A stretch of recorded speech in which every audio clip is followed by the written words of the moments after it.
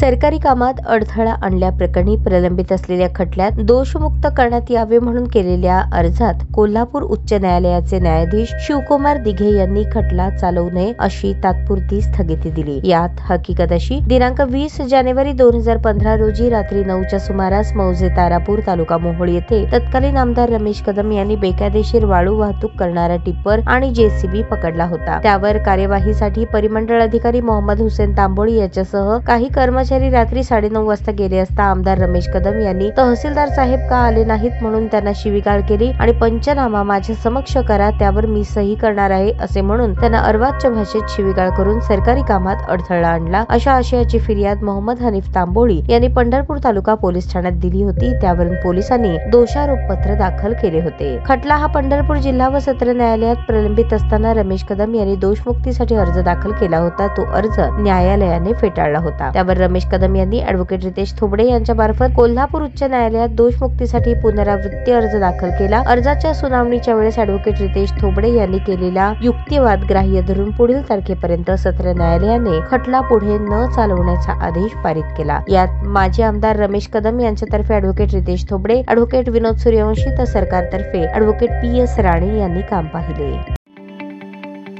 ताज्या बातम्या पाहण्यासाठी प्राईम महाराष्ट्र न्यूज चॅनलला सबस्क्राईब करा।